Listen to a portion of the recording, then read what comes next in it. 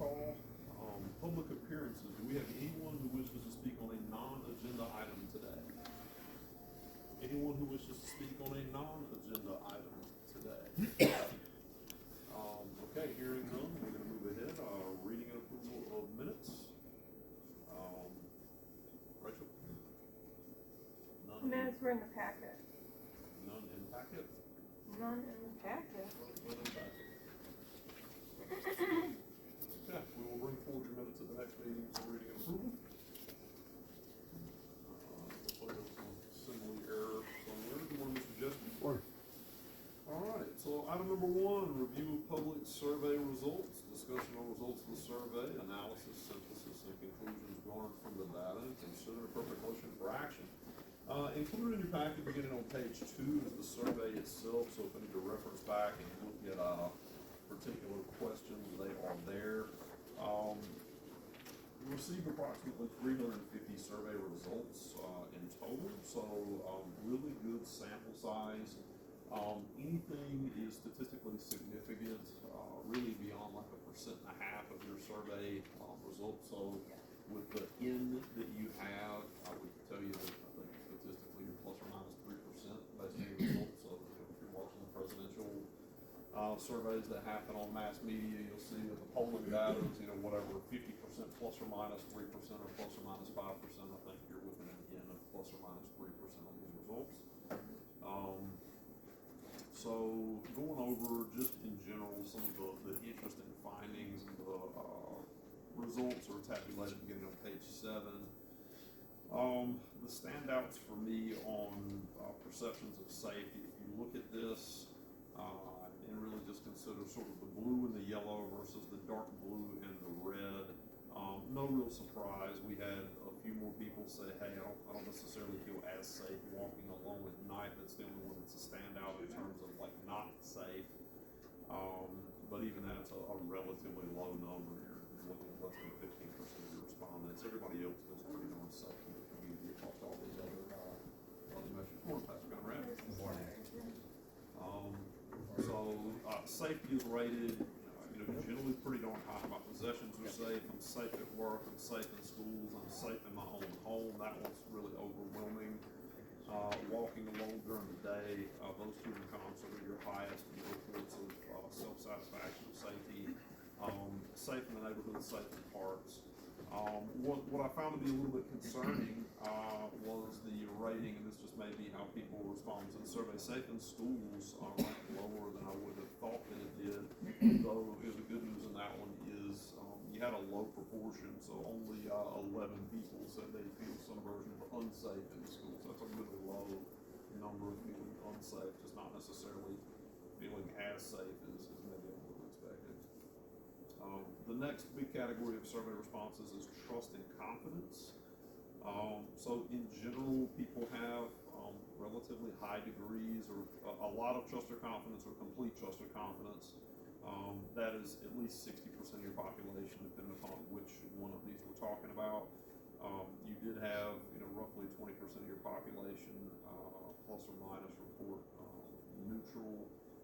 And then to the response, the one that had the least amount of trust, and this was an N of 56, so 56 survey respondents reported less trust or confidence or no trust or confidence in the town police. I don't think that's really any surprise given the recent social media uproar covered by various television networks and newspaper coverage on the topic of the town police department. Page 7, quality of service. Do we feel like we're doing a good job, doing a bad job? When we asked, we had too little policing for crime for our area. That's probably the most mixed result that we got. 137 said yes, 189 said no. We asked that question a slightly different way. Do we have too much policing for crime level in our area? Overwhelmingly, the respondents said no. We don't feel like we have too much. Do the police have adequate resources? A plurality said yes. Do we treat victims of crime with respect and sensitivity? Yes, overwhelmingly. Do we investigate crime thoroughly and effectively? Yes, overwhelmingly. Are we effective at crime prevention? Yes, overwhelmingly. And do we promptly respond to calls? Yes, overwhelmingly. So the public is generally pleased with the type and quality of service that we receive from our policing partners. Page 8, we get into community engagement, and what we wanted to understand here was what's the relationship between our contracted police partners via the town and the sheriff's department with the various entities they interact with within the community. This is I'm going to say mostly satisfactory or somewhat satisfactory. A good portion of the population responded neutral.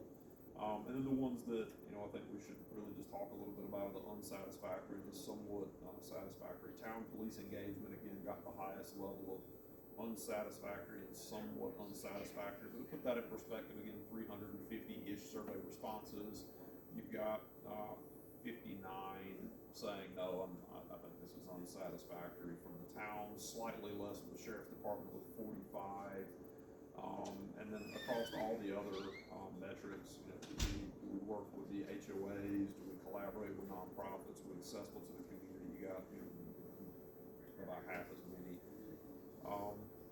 Next set of questions revolves around quality of service, kind of a second category of these. Looking at different areas or aspects of enforcement and patrolling, and where we think we're doing a good job or a bad job on that. So service to the schools, looks like we're doing a fantastic job there. Response time to calls, fantastic job there. Speeding enforcement, we've got some dissatisfaction I think we're going to have to at least discuss addressing. So 66 responses are not satisfied or somewhat unsatisfied. Patrol of the parks, I think we're doing good there. Patrol of neighborhoods, we've got some concerns. So it's 29 are not satisfied, 43 are somewhat unsatisfied. And that was the one you had the highest mark on for unsatisfaction, suggesting that we need to spend some time talking about how we're patrolling neighborhoods. Come on in, Matt. That might have to do with the times that we're patrolling or visibility of patrolling. There might just be how it is that we interact with citizens when we're cruising through the neighborhoods. Do we take time to get out of the squad and engage with people that are there, or do we just drive through? So qualitatively, what does that look like? And I think there's some things we can discuss to create a little more satisfaction on that. Overall professionalism, our residents are generally pleased. They're generally pleased with communication, responsiveness to complaints, and overall police service. So those are all the qualitative aspects of the survey. And really, for me, while there are things that we will need to address as we establish what policing we're going to have and work through how they patrol and qualitatively how those jobs are performed with standard performance metrics. Pages 9 and 10 really are what tell the tale of what sort of policing your community wants. I think that's the big question. So we asked, is there support for establishing a 24/7, 365 police department? 2/3 of your respondents say yes, they are. I'll contrast that with the one you got the strongest response to, and that's a little over 70%. So let's call it 265 responses out of almost 360 responses to this question. Provide police consistent with the crime data and put the savings into street repair. So you have to take this survey in context with our other biennial survey that goes out, where our residents identify that priority number 1 is the tax rate, priority number 2 is the streets, and they identify that consistently. Public safety ranks lower than tax rates and streets. That includes fire and EMS, that includes policing, that includes our parks, that includes festivals or events, that includes the library and all the other services that we deliver, like snow plowing or water and sewer. Tax rates and streets consistently rank over the 7 years we've been doing this survey 3 different times. As number 1 and number 2 of your residents' concerns. It's not a big surprise. They said, hey, right size the police department for the type of crime that you have, put the remaining funds into roadways. When we ask, should the village provide a water patrol, a plurality says no, the village should not. The village is responsible for less than 2% of the waterway on Lake Michigan. We do have the Fox River that comes through, not necessarily a lot of boat traffic on the Fox River to be concerned with. It's mostly kayaks. Should the village create a middle school SRO, 221 to 149? Yes, you should create a middle school SRO. based high school SRO, 242 to 130. Yes, you should have a high school SRO. Should we provide targeted coverage within the village only? In other words, do we have some select times of the day that we know about from a high traffic flow standpoint or high probability of crime? The majority of your residents say no, don't just do targeted coverage. So that was 153 yes to 191 no. First, second, and third shift all got similar responses. 231, 263, and 256 yes, create village coverage during those shifts. We asked a question: should we contract all police functions to Racine County Sheriff's Department? 115 said yes, 248 said no. So looking at this, I think overwhelmingly the village residents do not want you to contract functions out to Racine County Sheriff's Department. It would be a mistake politically to do so. It would be a mistake in terms of responsiveness to your residents to do so. Should we contract out an SRO at the middle school to Racine County Sheriff's Department? Your residents say no. 144 yes to 217 no. Should you contract out the high school position of the SRO to Racine County Sheriff's Department? 204 no, 158 yes. Don't do that. These aren't slight pluralities. These are resounding yes or no responses to these things. Should we contract targeted coverage to Racine County Sheriff's Department? Yeah, we're okay. Apparently having some Sheriff's Department officers and deputies float through out here, but we don't want them to be the main line according to the survey data. Should we contract specific shifts? We already contract third shift. No surprise here. Guess what residents say? Hey, keep contracting third shift the way you're doing it. Right, we like what we have. 212 yes to 149 no. Should we contract second shift or first shift? These are what I would describe as plurality answers, like slightly more no than yes. And then again, I reiterate the point I made earlier, which is provide police consistent with crime data and put the savings into road repair. 264 yes to 100 no. Police resources. Do we think we have adequate resources across our spectrum? The ones that stand out here. So we asked about digital policing tools. Our residents, 90 of them said this is the most important, 104 said this is important, 99 neutral, 35 less important, 47 not important at all. This was brought up when we did the town contract with regard to putting up plate cameras. For anyone that has had a crime occur in this village, you are right now reliant on the city of Milwaukee and county of Milwaukee and their good graces and the capital outlay they've made in their community for our investigators to go and do the job they do.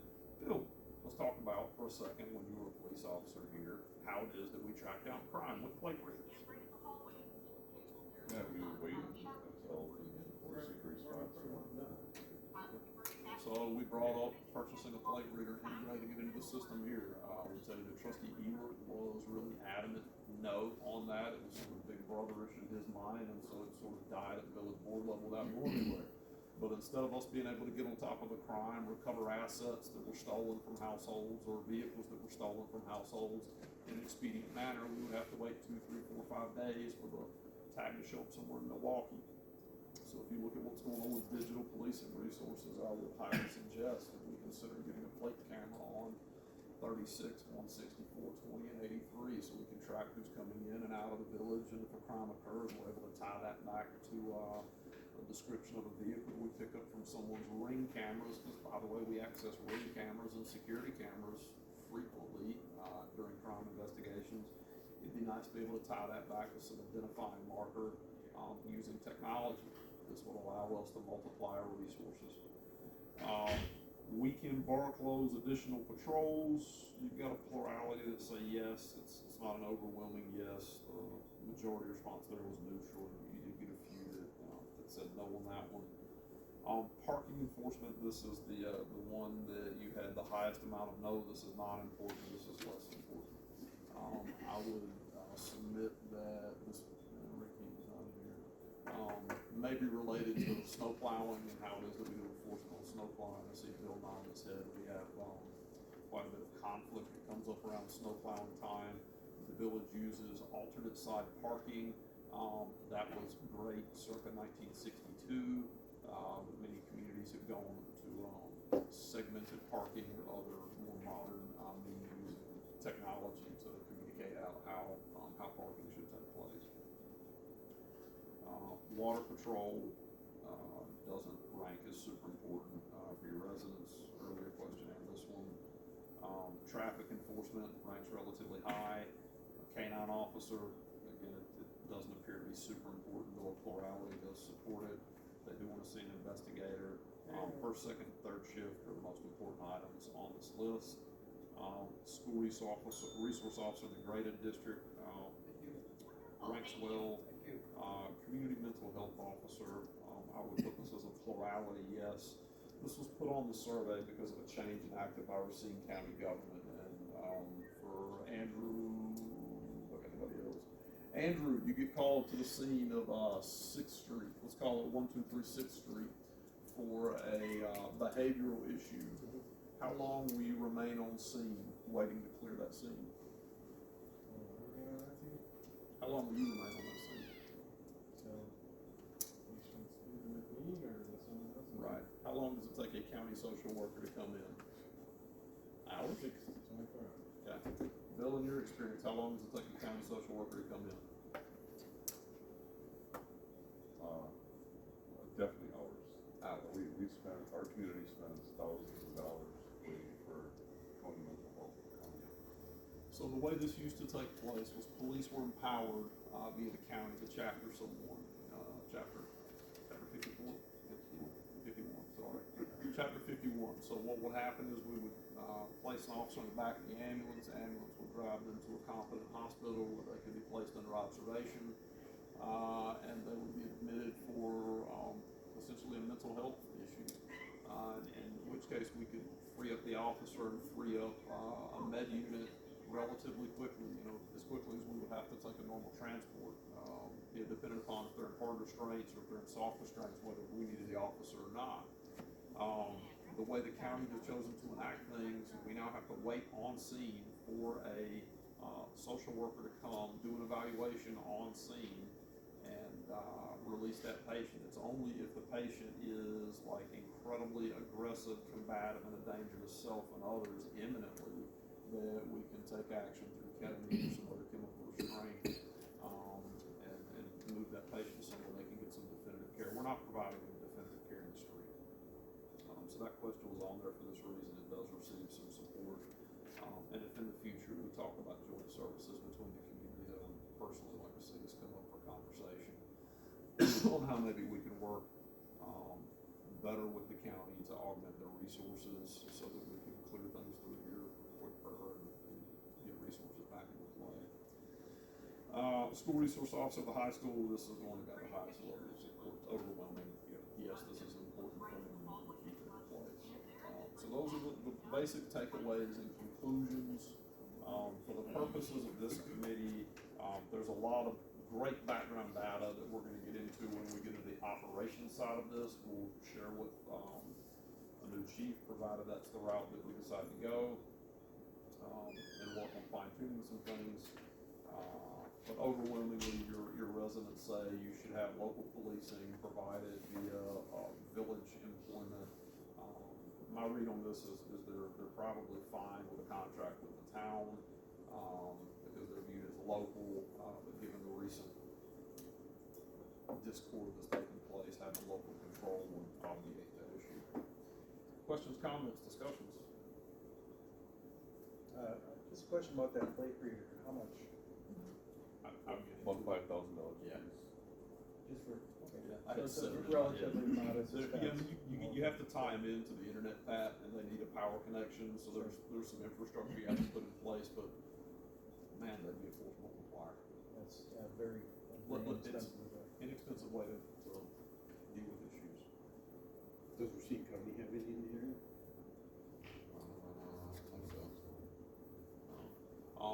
Another one that we would like to see we have frequent requests for is the radar unit. Town has a radar unit. We have a smaller pole-mounted version. Standalone sign well, radar unit? Yeah, so what would be great is the trailer-mounted units that we can pull in and drop. They're much more visible than the pole-mounted ones. Last time I priced one, they were like $15,000-ish. So they're not inexpensive, but whenever we have, here's how this goes. We will get somebody who has seen one speeder on the street, and with the pole mounted one, it doesn't collect data. It just does the alarm and flashes a light. With the trailer mounted ones, it's got a computer system that actually tracks. It will track type of vehicle, speed of vehicle.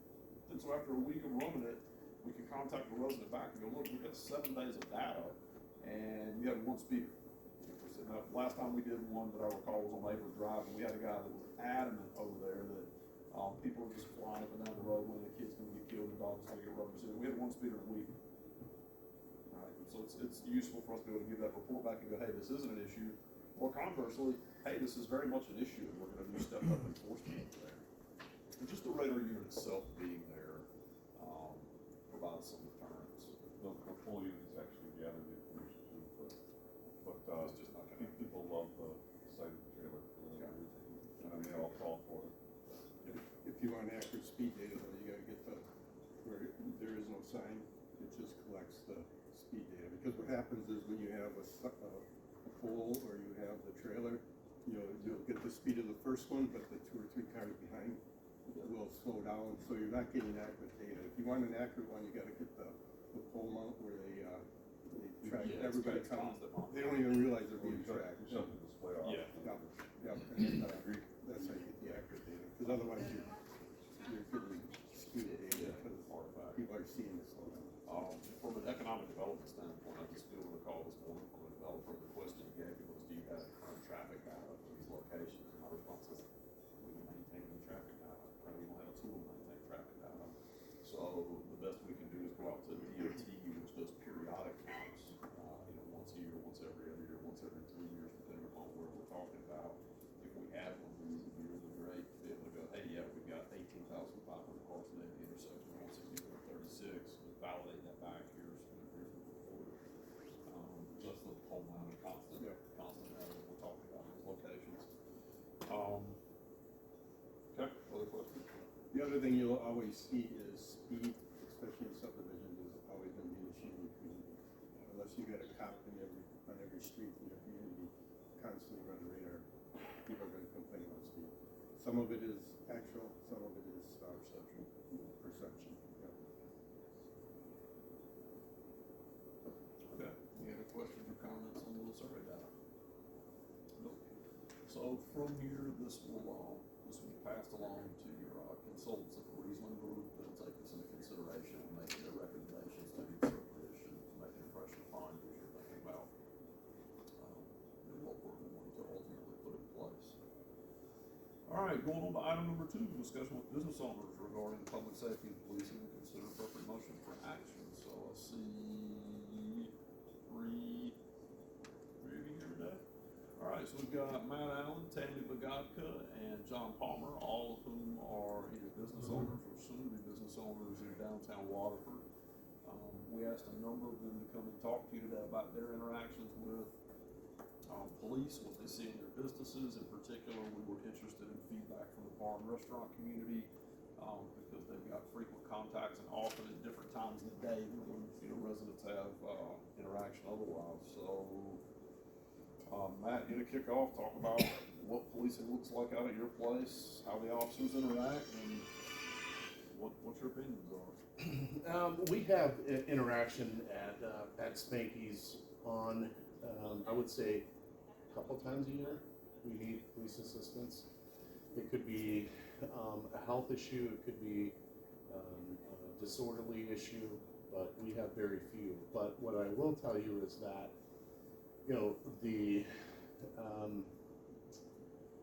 the time from call to interaction with the local police officer is very short. I would say within minutes we have an officer there at our establishment, which is reassuring to us, reassuring to our customers, and the service with local has been good. I would say the service with Racine County has been good too. I have nothing negative to say there. It's always nice to have patrol, especially late at night. We're not a late night establishment. We close down at midnight on Friday and Saturday, and the rest of the week we're closed at 10 o'clock. But when we need them, it's great to have them there. Professional, You know, I think what we have done in the past has been good, but I think we can improve on it. And I'm excited about the village possibly taking on local police. Thanks, Matt. Oh, for event purposes, you know, we've contracted security for larger events, both through local law enforcement in Racine County and private. It's always nice to have uniformed police officers on the grounds when we have our larger events. It's more of a deterrent, and I can tell you from 8 years of running larger events multiple times a year that I think we've had one arrest in 8 years, and we've had zero problems because we have officers on staff and they're patrolling the events. Thanks, Matt. Tammy? You know, for 4 years that we've been in business, thankfully we've not had to You can close it. police officer to decide any situation at our establishment. The one time that I did, I actually asked the police department to come in and do staff training. And so I do think that it's important to have a local department, to be able to build that rapport between the people that, you know, are working at these different establishments. And so we have an officer come in and do staff training, and I think it helps to, you know, if there ever was a situation, then that needs to know who they're engaging with. John, though you haven't opened up yet, but thoughts and opinions or ideas on it? I agree with a lot what they've had to say. I look at it this way, like the inner cities, they'll start cop houses, right? Yep. So local cops can get out, communicate with the neighbors, get to know the kids, get to know the bad actors, and that's why I think it's very valuable for our local police department. I mean, my kids have grown up going to schools here. They see our officers and they run up to them, hey, Mr. Holliday, hey, John Nelson, or who, all the cops that have been here for years. The kids get to know and respect police officers, and I think that's why it's very important for our community to have our small police department. And that's, again, like I said, that's why they have cop houses in inner cities, so everybody can get to know the local cops and have interaction with them. So. Thanks, John. Mm-hmm. Troy? Obviously, I echo everything that everybody else has said. It's very nice to be out and about in your community, run into a police officer at a restaurant, at a grocery store, whatnot. You get to know them. I also think that the mentality of policing in a local department takes on a much different characteristic than, and nothing against the sheriff's department, but they deal with a lot more serious crime and see a lot of things that don't happen out in our community. And I think the attitude, or what I'll call rolling in hot to a situation, it can escalate, and we don't have that with the local policing that we have had. So again, I'm a strong proponent of keeping local policing.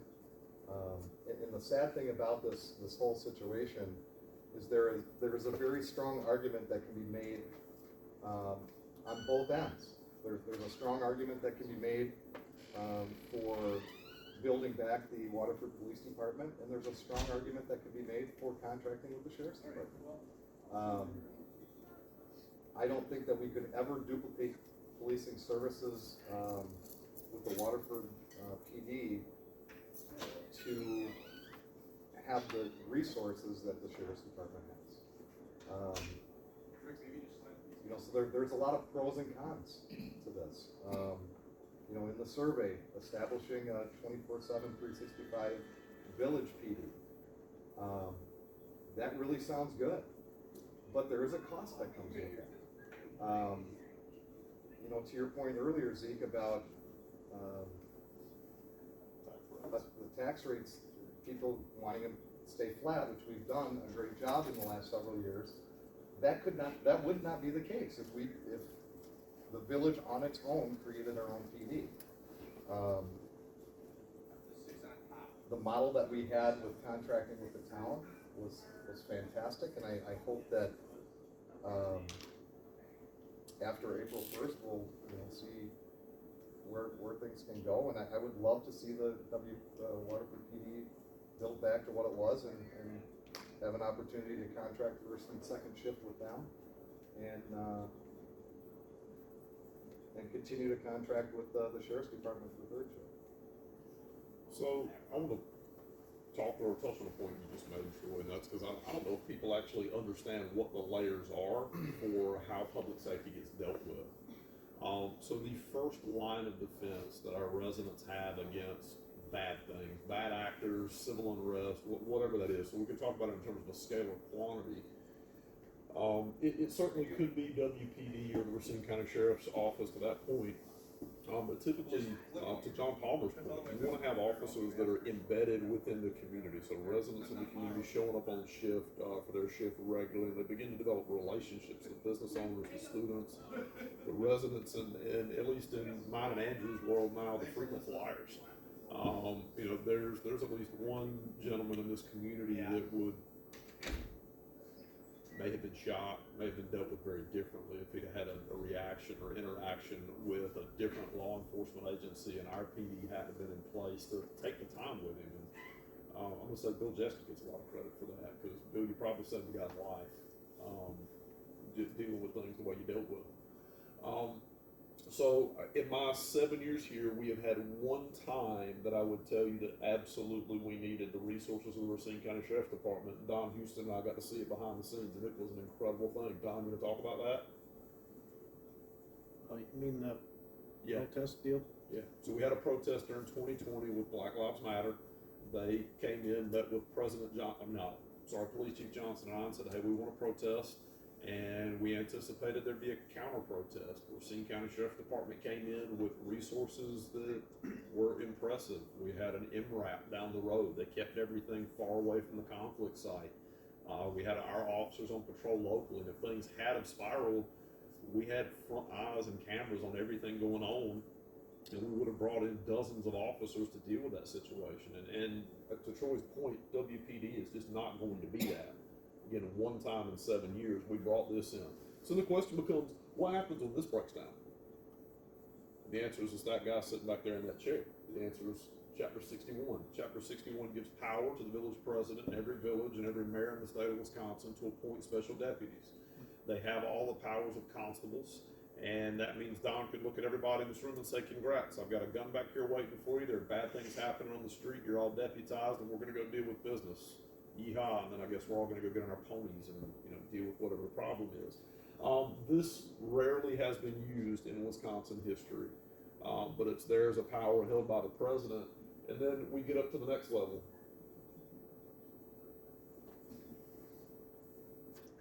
Hey, things are really bad, and we need guys with much higher firepower, right? We bring these out in moments of civil unrest. That's when the governor activates the National Guard, and we pull in a lot more resources.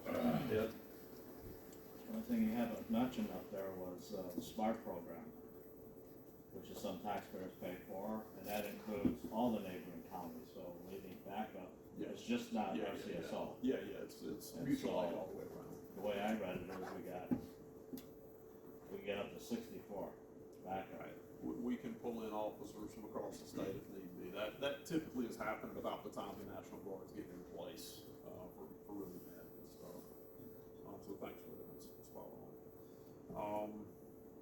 So any discussion on that item? Any questions for the business owners? Nope. Okay. We'll go on to item number 3. Discussion with the Town of Waterford's Police Committee regarding joint or shared services and consider appropriate motion for action. Thank you all for being here today and taking time with us. By way of background for everybody in the room, the village originally formed this committee with the idea that we would be meeting jointly with the town's respective committee and discussing many of the same points you've heard us discuss this morning regarding how the residents of both communities saw policing, what they wanted from a policing standpoint, how it is that we would structure policing jointly. At least that's the spirit under which this was formed. I think some things changed on the town's end, and very quickly we made a decision to stand aside up, in a, as a functional mechanism to deal with what was a notice of, contract abrogation, from the town. So, hey, here's your notice, we're gonna early terminate, and in 6 months, you need to figure out what you're doing with policing. So we're well on our way to determining that. I don't know where things sit with the town presently. I don't know where the contract with the sheriff's department sits. I understand that's on court counsel's desk at the county, maybe getting a review. I don't know if it's been passed or adopted by the town. Where are you guys at? As far as I know, it's still sitting on court counsel's desk. Okay. Do we have any idea of if that is gonna move ahead, or if that is not gonna move ahead, or? None whatsoever. Okay, so no communication. Alright, what do we wanna do? I would think we would sit down and see, if a joint, department is feasible. So I think the unfortunate part about timing in this moment is like, hey, we've basically got 4 months to stand up a department for a year and hire in-house. At least the sentiment I've gotten from our board is, I think we're gonna consider, I'm looking for the board members that are here, nod their head, I think we're gonna in-house hire police at this point. I don't know how many we do and what that looks like. I think that's still undetermined. We've got a consultant, we've all look at all that. The survey data is pretty overwhelming on, hey, hire some kind of a local department. To Troy's point, I think there's a complete disconnect between what people think we have and maybe what we actually have and what it costs. At an earlier meeting for the public here, made a recommendation to this committee that once we get things narrowed down, we really put it under 2 options. I didn't think we'd get a survey response as high as we did for 24/7, 365 policing, because I don't think people know what it costs. And the other one that we got is, hey, right size the department, put the rest of the money in the roads. Okay, well that maybe makes sense. But if we put both options out in the public and said, hey, look, we're gonna take the $500,000 budget for just the village, not including you guys at this point, and we're gonna spend whatever, $400K on policing, because we think we need a first shift officer, a second shift officer, an SRO, and some part-time coverage. We're still gonna keep the contract with the sheriff's department for third shift. In other words, a status quo, maybe with a couple of tweaks on it. Does the public choose that option? They say, no, raise taxes, because for us to go to a full-time 24/7, 365 department is like a big double-digit tax increase. It's not hey, go up on the taxes 2 or 3% to achieve that. The alternate would be partnership with you guys and have officers function in a joint department where we've got coverage over both communities like that. That makes sense. And I'm gonna need professional feedback on what you guys have done. Like, I don't know why you guys had the policing situation you had. I don't know why you had the coverage that you had.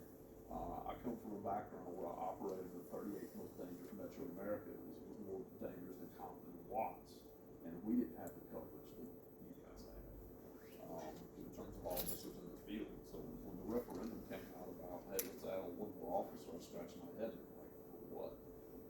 Traffic violence. So I didn't understand it.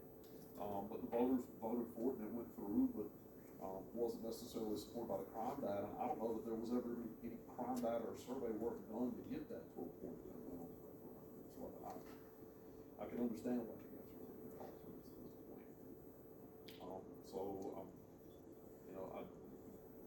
I'm looking around, I don't know where you guys are sitting. Is there an opportunity of universality to talk about a joint department with you guys? Can we table off the sheriff's contract and put something together? From what I have been told, it's not a short-term process. Anybody who says they want to rebuild the police department back to what it was, I don't think they really want that. What they should want is a police department with a foundation of accountability and responsibility. What we have found was not that. And so we need a chief who will hold the line, hold the standard, and hold their people accountable. So it starts with finding the right chief, and that by itself is not a short process. In the meantime, we need law enforcement. So I don't know if you guys got a copy of the packet that has no crime data, and I'm going to put this in perspective. I know there's been some deliberation about it, and don't let me be the only one to talk to your police. So So, Sister Bay, Wisconsin, 2 million annual visitors. Crime rate is like quintuple what we have here in the Waterfords. Annual budget, $6,000. We spend it all in one weekend. It's Fall Fest weekend, right? And so when you talk about having police in place, I speculate aloud, like, if we literally had no officers, what would change with crime? Because when you look at the type of crime we have, number one is parking citations, and number two is traffic and speed, both of which are largely victimless crimes. If we took the extra month, 2 months, 3 months to get a chief in place and let a chief start working through hiring officers for a department, and we work with a consultant that we've hired to expand the analysis over to the town of Waterford, in particular looking at facilities like, is there a reason that we couldn't, as a village, lease the facility used for the police department? The sewer district owns it, right? So, okay, maybe the town aggregates its lease and we pick up the lease and it just still stays with the police department, and maybe instead of living on town books, it lives on our books. And maybe instead of not having an administrator looking at HR functions and other things in the town, like, oh wait, you have an administrator and an entire staff back here, you can now manage that process along with a competent chief. Maybe that makes more sense. Alright, thank you. Well, it can be done, it's just a matter of if, both the town and the village want it to be done. And it's a matter of drawing up a contract and approving it, and then hiring the chief. And, the chief will set the standard for the department, the chief, I was a former chief, so the chief sets the standard for community policing as well. When I was chief, it was get into the businesses, get into the neighborhoods, talk with the people, do all of those things. That standard gets set from the top and it trickles down. Of course, he has to do the same thing, but, so all of this stuff is possible. It's just a matter of, are we gonna get buy-in from both the village and the town to do it? So, you get Paul, this is right, so I did some research into the, state statutes on police committees. So here in the village, we have a police and fire commission. They're responsible for hiring, firing, promotion. They're supposed to work with the chief to move up, move down, whatever it is. Village board creates the positions. With towns, it's slightly different. You all can actually do what they do with Batman, which is hire a commissioner. I think you make a great commissioner, right? So you have one individual who has a very strong background in policing that takes the place of a committee.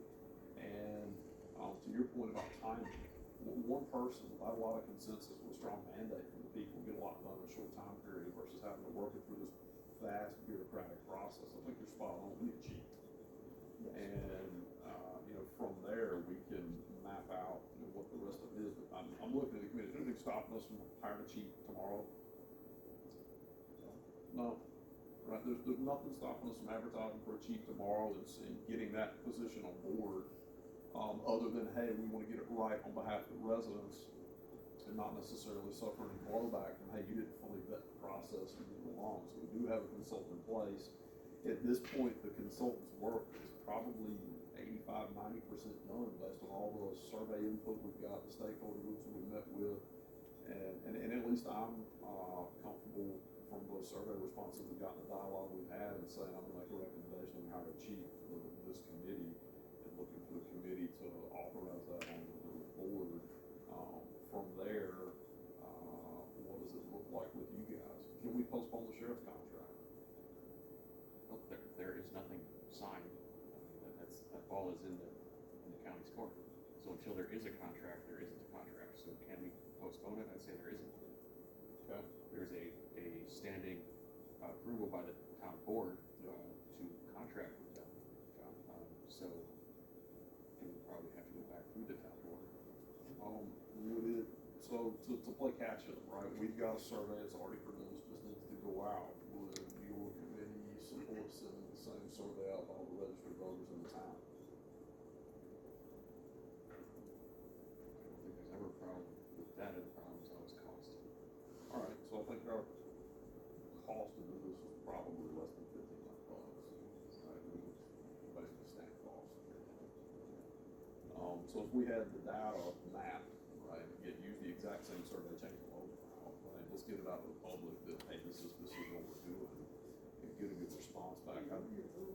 It won't mirror one-to-one, but given how close these communities align politically, I would have to think there's probably really no correlation from the data that we got back, and what we'll also see coming back from the town.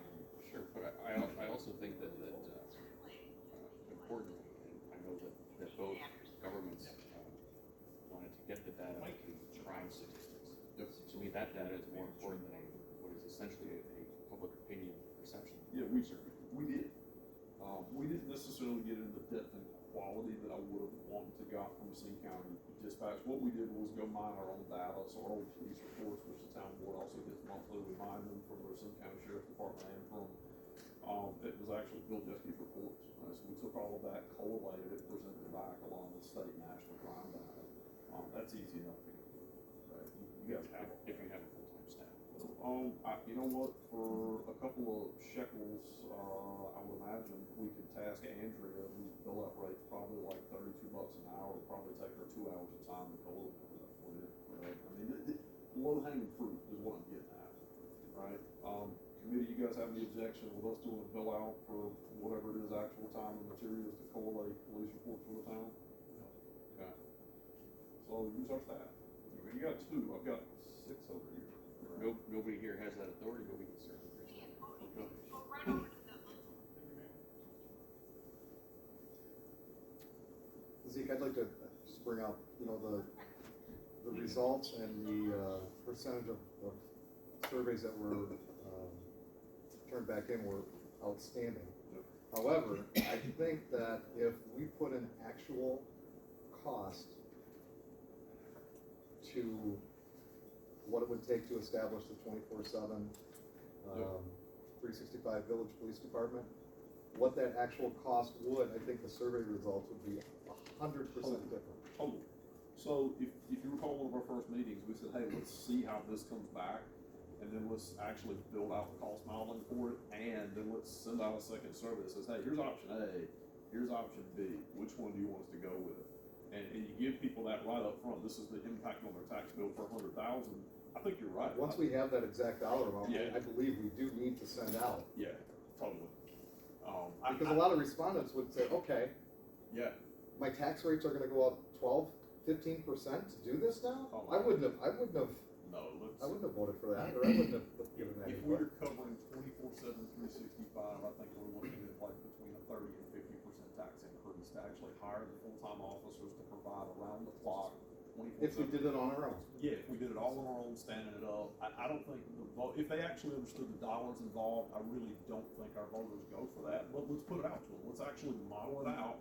This is what it costs to staff this thing out 24/7, 365. But it's a totally different conversation if they're at the table and we say, look, from a response standpoint, looking at the crime data, and without seeing yours, just looking at ours, I don't think they're gonna be that different. You're more rural, you probably have lower levels of.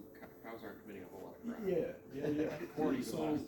so to have a 24/7, 365 department spread across both of these jurisdictions, they probably save more money if we right-size the department, and that's the uncomfortable thing nobody wants to talk about. You need to tie the size of staffing to the crime response that you see, and what I haven't heard anybody articulate until now is that point, right? The town was over-policed. I'm just gonna say that out loud. You guys were over-policed, and that's a professional opinion, having run law enforcement agencies in 3 different states. You had a lot of manpower, and it wasn't necessarily needed for the crime data that you had. I'm gonna share a point that I go to Adam. My first 2 weeks on the job, Matt Johnson came to see me, and he came in with all of his books, and I love Matt, don't get it twisted up, and we had a good time discussing this, and he said, hey Zeke, we really need another officer, and I said, explain to me why you need another officer. And he said, well, we get calls, and I went, I hear you, explain to me why you need another officer. And his second response was, well, here's how much money we bring in. And I looked at him across the table and I said, they made a movie about this in the 1980s. It was called RoboCop. It didn't end well for anybody. Policing for profit just is not a good thing. We need to have the right size department for the crime problem that we have. Matt, if we double police spending, would our residents be twice as safe? And his response was no. Okay, Matt, if we cut police spending in half, would our residents be twice as at risk? And his honest answer was no. So it's okay, there's not a correlation within the village of Waterford between police spending and crime. Is that a fair statement? Yes. And I'm again telling you that professionally, there isn't. I think we have a need for some targeted enforcement around heavy bar times or special events when you've got spanky police, which are already doing that, right? you're already putting extra officers on. That's what we did in Sister Bay, target enforcement. Give me 1 second, Adam had his hand up. So just going forward, for me, I will be an individual that will articulate. The facts are the facts, the numbers are the numbers. That was an overstaffed police department, whether people want to admit it or not. How it got that way, where it got that way, we don't really need to hash that out because we should just be moving forward with the plan that we're working on here. So I will articulate going forward that we should follow the data. We should look at the numbers. We are going to do a local policing department through the village with potential cooperation with the town, and they can figure out what their plan is. We're going to go off to the numbers. We're not going to staff a police department that doesn't need to be overstaffed. To articulate a few other things I heard, if I can, quick. Sure. I like the word articulate today. I think that's great. Good word. I heard Mr. Ulander and Mr. Jackson both say that data is important. I think getting a survey out to the town is great. I think the village should be willing to do whatever they do, whatever we can do to help the town get that process done so it actually gets done. My concern is it doesn't get done. So we should look at doing that, however we can help that process play along. I think a conversation that maybe is difficult for the village board to have, and I'm willing to have it going forward, is an actual referendum to the actual constituents on what they want to do. I think the data shows here that 24/7, 365 is not the way to go for the village of Waterford going forward to Troy's point. I think the number's going to be ridiculous. I don't think it's the way to go. We need to just all get better at articulating what we think, what we feel, and what we need to do to go forward. There's a lot of, I don't know, I can't answer, the contract's floating in space. There's a lot of different things happening. Let's just be honest with what we want to do. The last thing I will articulate is, nobody wants to talk about in this room right now, is there's an election April 1st. So, sitting in time here, this is probably the worst time this can possibly be happening. Sure. Let's let that data play out. Let's see what those numbers are at the end of the day on April 1st, and I think we'll all have a very different view on the direction of how this committee can move forward. Thank you for all being here. First of all, let me clear up a misconception, because I keep hearing this. Build WPD back. Nobody wants it back the way it was. We know that was, just as you just talked. Did we have the right amount of coverage, too much, too little, whatever? But correct me if I'm wrong, several months ago, we had a joint meeting with the town village. And I think you stepped up because there was some disagreement on both sides that said, why don't we do a study to determine what is required? Now, I don't know what happened there, but again, I just want to say, that's a misconception. We don't want what we had in the beginning. We've learned a lot, and let's do it right. And I think to use your term, he said, let's do this scientifically. So, I'd just like to counter that with, at a video of a meeting that I watched, there were several board members present who were quite giddy at rehiring some of the officers who left in less than quality circumstances. So it is very important to make that point, that the residents do not want what was there, because there are some people who are very much looking to going right back to that. I want to talk about governance structure for just a second and really nail this point home. And this is both communities, right? And by way of background, I've spent way too much time in the street studying this stuff. And when I came on board, I looked at what we had. It was pretty good. It wasn't great, it was pretty good. But our communities continue to grow and evolve, and our operational complexity has gotten bigger and bigger. And so to do business the way we've done business in the past is probably not going to give us an optimal outcome. So, you know, incoming or presumptive President Adamowski and I have been discussing committee structure. We've had some light conversations with our village board about committee structure, about citizen engagement involvement, and making sure that just like our library board works with our library, we have a functional committee work with every one of our service delivery engaged departments. There needs to be a police oversight committee, a fire oversight committee, an EMS oversight committee, a streets oversight committee that are also mapping back to our budget. So we use fund accounting. You guys are in government operations. You should have something similar to what we have. So that when we're going to a committee and we're presenting the numbers, when Don and I took over our roles, the DPW committee was never even given a copy of the DPW budget. Had no idea how much money was being spent one way or the other. And he and I head scratched and went, why don't they get a copy of the budget? They need to understand the implications of what they're dealing with.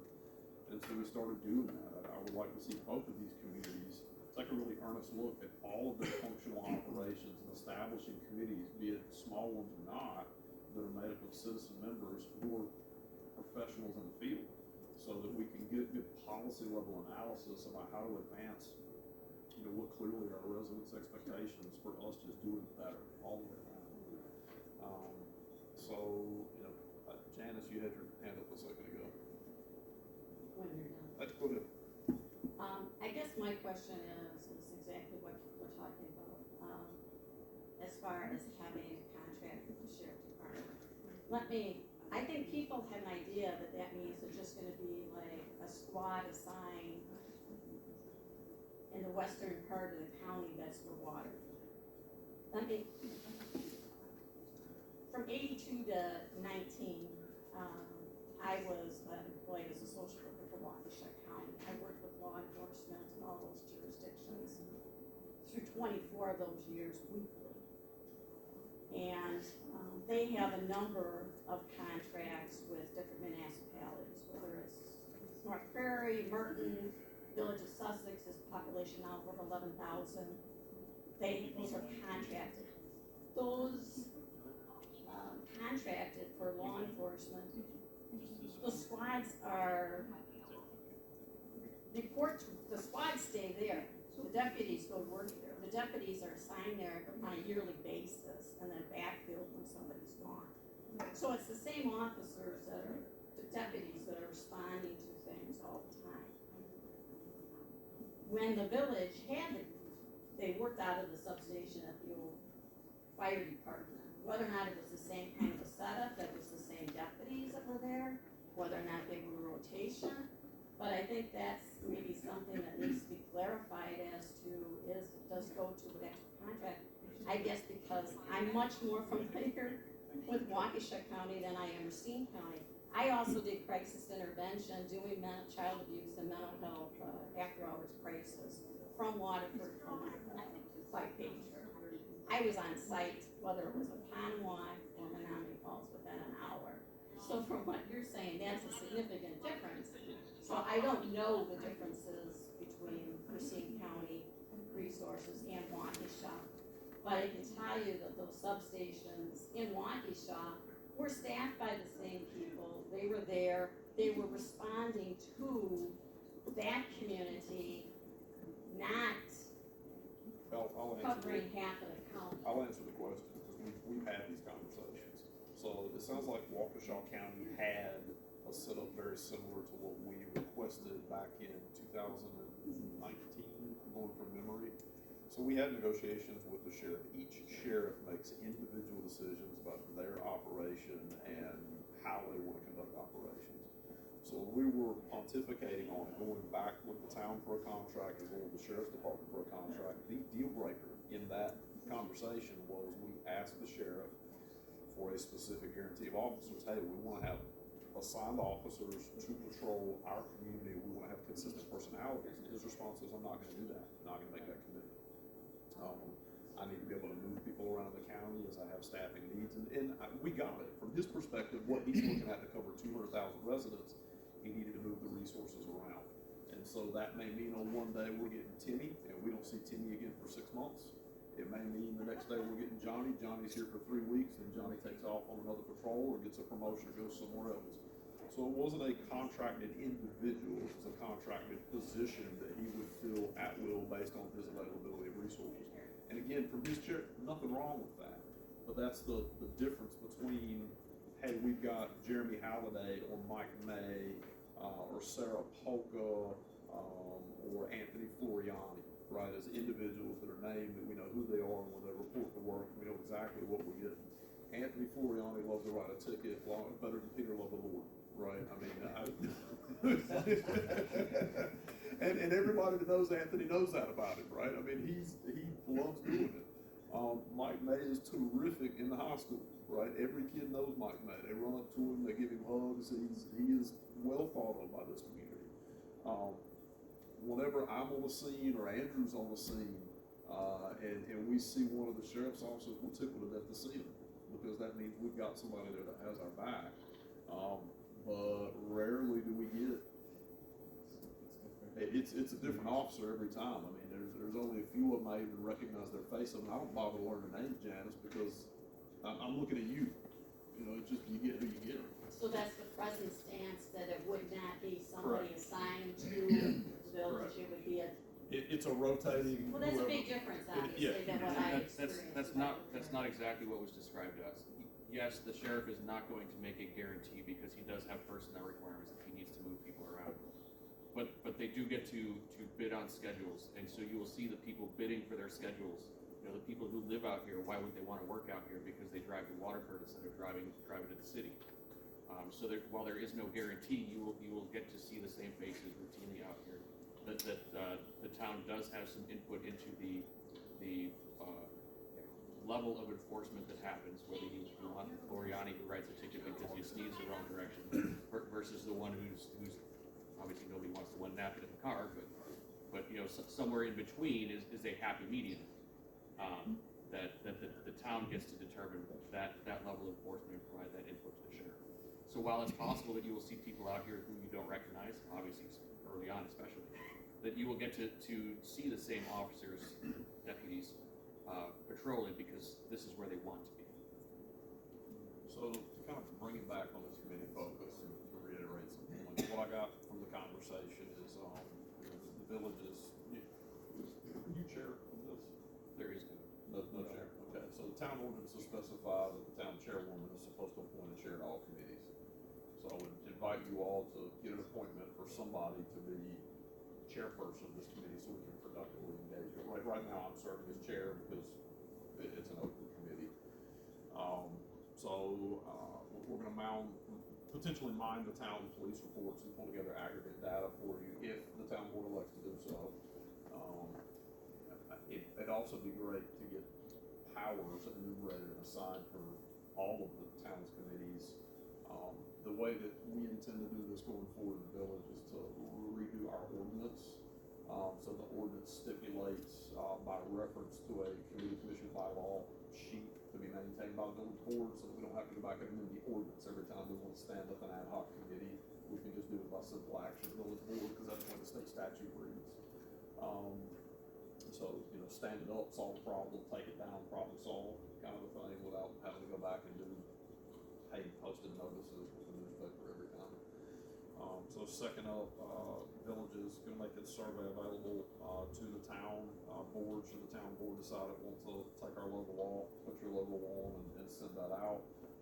We're glad to offer up for Adam Jaskie's statement, our resources to get that out for you. We use a contractor, right? So it would literally just be Alyssa getting your voter roll, turning that over to the contractor, and sending your bill for it, and that would roll out. Again, it's gonna be based on what your total registered voter number is, what the actual bill is, but we can pull that together for you and get it there. The third up, and I'm looking for somebody to make a motion on this. I think the village board, this committee should make a recommendation on hiring a chief to advance the process of collaboration with the town. Are we ready to do that? Just quickly, so St. Peter is in the village of Waterford. I'm a village resident, but we have 460 members, many that live village, town, and surrounding communities. I haven't talked to each individual. 100 of those are minors, but overwhelmingly, I do get the impression that whether it has village in front of it or town in front of it, we're Waterford. We're a community. These are our neighbors in both communities. And as such, every point that's been made, they don't want their taxes to go up because they're frugal or conservative with their spending. Many of them are on fixed incomes, right? Understood. At the same time, they love seeing the friendly faces of the police. They're happy to have the coverage of the Racine County Sheriff's Department. And so the more that we can work together, I think the better it is for our communities. So I would motion to do that so that we can work together, because we're gonna be stronger that way, supporting one another. Thank you for that. So I bring that up by way of, our survey data and all the responses we got from all the stakeholders, and what appears to be a timing issue, right, which is, hey, and it does, it takes time to stand this up. We know we've got 4 months on the shot clock. Our PFC has some updates they need to make. The village board is gonna have some minor ordinance updates it's gonna need to make. Quite frankly, I've gotta go write job descriptions, right? So all the time it takes to delay and put all this together, it's just more time than it takes for us to get something in place. Yes, sir. As far as your recommendation to hire a chief or start that process, personally, I would not be for that until after April 1st. I mean, we could put the preliminary I'm just talking about together. advertising. So from here, I gotta go write the job description. It's gotta go to the village board. Village board's gotta weigh in on it. There may be a redraft, and then it's gotta go out.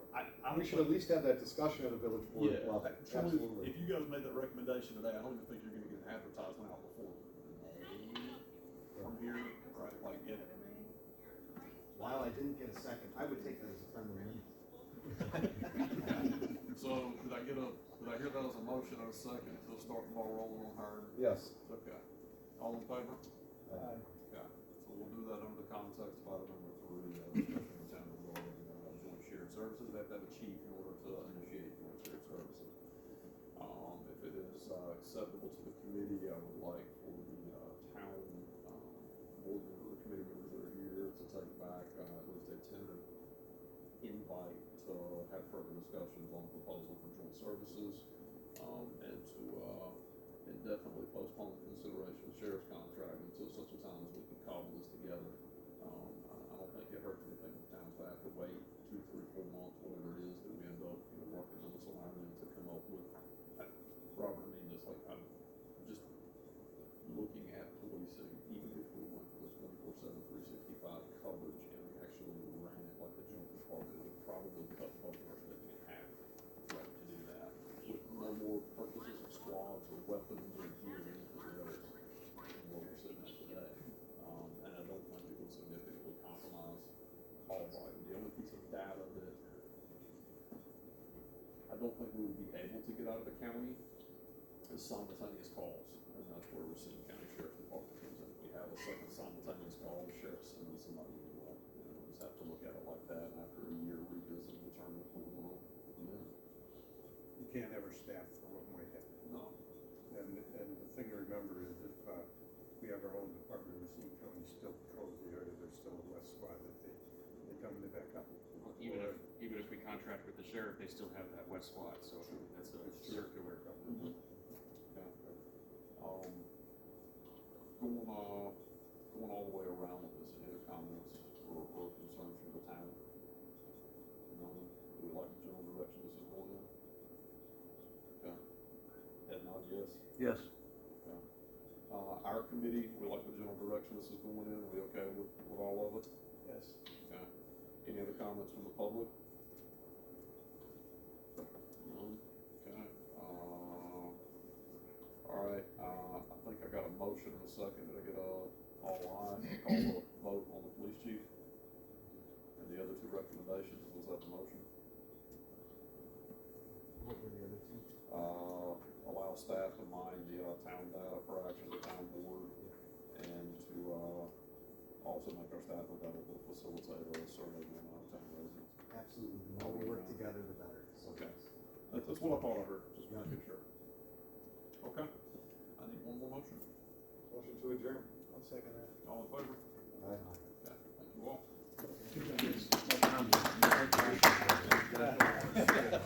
That's my favorite echo.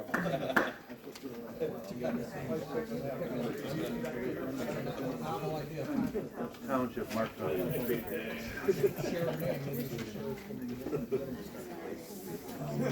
have,